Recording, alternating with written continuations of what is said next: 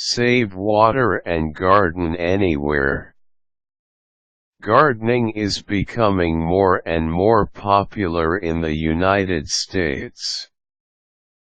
The first ladies are known to have been very fond of maintaining gardens on the grounds of the White House. Gardening is being seen as a viable profession nowadays. If you are a casual gardening enthusiast or a professional, the issue of water conservation is always present in gardening. You can set up your garden to actually water itself if you know what to do. This is all possible by something called capillary action.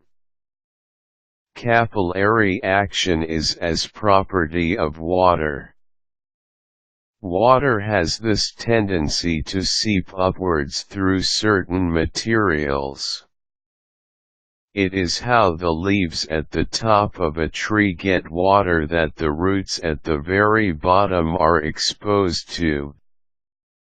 The same thing happens through paper towels, for example. It happens very slowly but constantly. If you can properly set up a system that utilizes this principle of water, you can provide your plants with a self-watering system. This system would only need refilling at the primary source of water, and then the system would take care of making sure that the plants have a constant supply of water delivered to them slowly. You are not the first person to decide to use this kind of system, so do not worry. You are not being forced to invent a system from scratch. Thankfully, people have already done this, and one way they have built their systems are by using wicks. Wicks will serve as the in-between from the water source to the plant itself. There are several kinds of wicks, but the main difference is just the material that they are made from. They still all serve the same purpose of being the in-between from water to plant. A very popular wick is the soil wick, which is basically what it sounds like, a wick made from compacted soil. One end of the soil wick is in the water reservoir and the other goes to the bottom of the plant pot. When the water gets to the pot, the plant does the rest. Other examples of commonly used wicks are mostly made from man-made materials such as nylon or polyester. These are used exactly the same as the soil wick.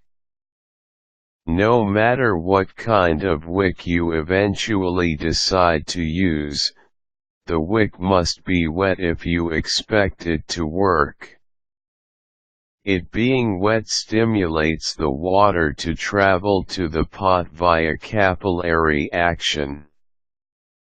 Observe the surrounds of the plant. Pay close attention to the amount of sunlight the plants are exposed to. The more light present, the more water the plants will need to survive. Adjust your watering system accordingly. This wick-based system is just one of the numerous ways you can use to water your plants. Since you arrived at this article, it shows that you really are interested in finding out ways to take care of your plants. Do more research and you are bound to find countless gems of information on the internet about what to do with regards to your gardening.